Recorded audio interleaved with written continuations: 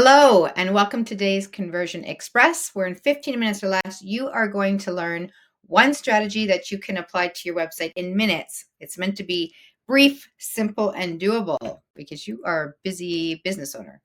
So the topic for today is when to ignore SEO advice. And I want you to think when you have done a search in Google search bar and whatever engine you're using to do your searches in, you are typing in something very specific, right? If you're looking for a new hairstylist or a new restaurant you want to try in your area, there's always going to be one word that you are likely to put in that search bar. And that word is best, right?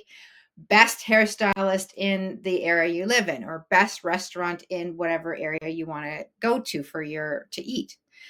And that word, the best or best, it's actually been steadily trending upwards since 2003. You can see here that this is where it started at when they started to track this, this key phrase.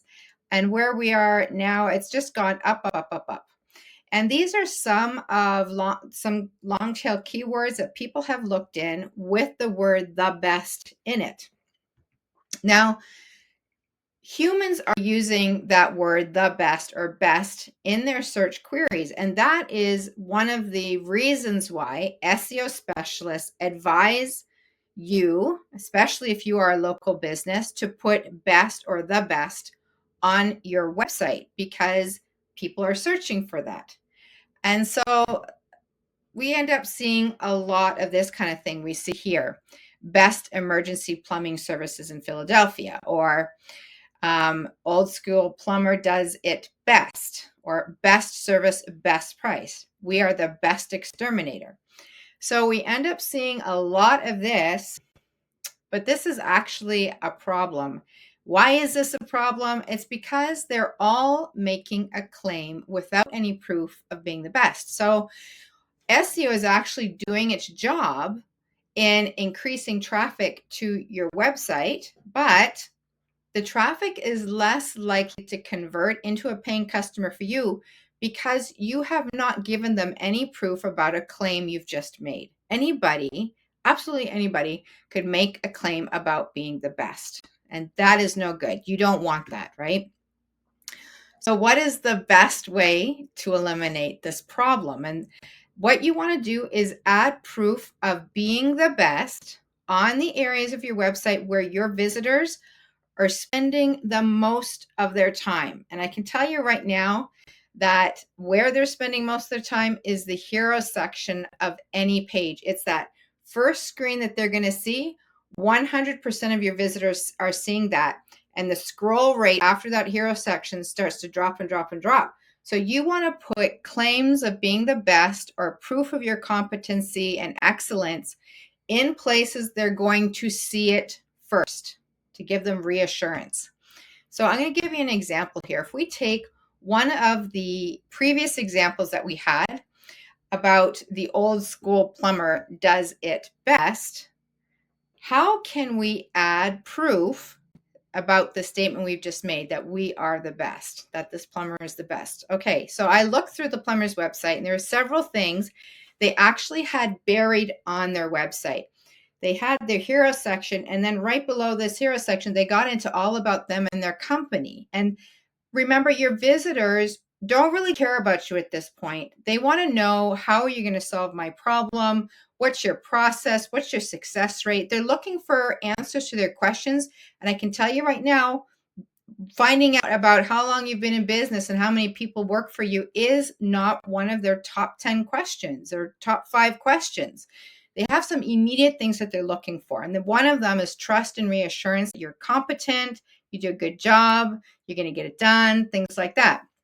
And about price. Price is always a big thing, right?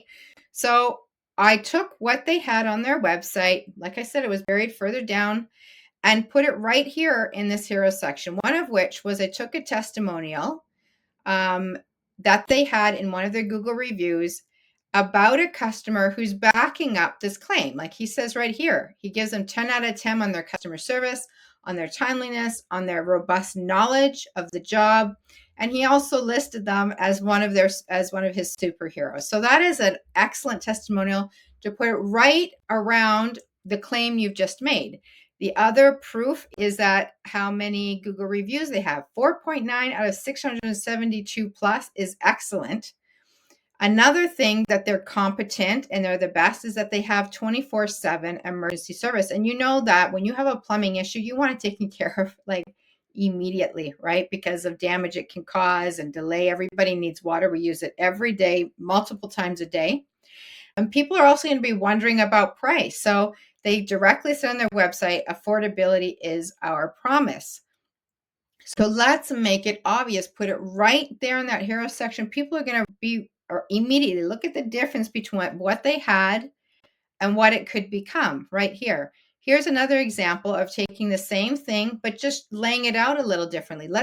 If we were to make this bar up here, what's called a sticky bar, that sticky bar means that no matter which page they navigate to on your site, they will always see these friendly, smiling human faces and be reminded about the fact that you have a nearly 5-star review out of 672 Google reviews. That is one way of helping to, again, back up the claim. What was the claim you made that you're the best? These guys think you're the best, right? Then also they have a Google guarantee. Now, Google guarantee is a really, really important for people to consider in the context that it gives reassurance to the consumer that you have gone through a process, you've been vetted by Google, they have confidence in your ability to do the job. If you do end up screwing up, the customer is protected. So that is one thing you'd want to put there. Another one could be the fact you have 24/7 emergency service and affordability is your promise. So these are two examples of how to back up a claim. If you're going to say you're the best, back up the claim. Now that you know how to back up claims that you are making on your website, there's something really important you need to understand, and that is that your potential customers are determining your credibility by what they simply see about you online. And if they determine that you are not credible, that you are not trustworthy, that you are not competent, they will never reach out to you, and you are definitely missing opportunities there. So if you want to be able to get back those opportunities, help people reach out to you, click here.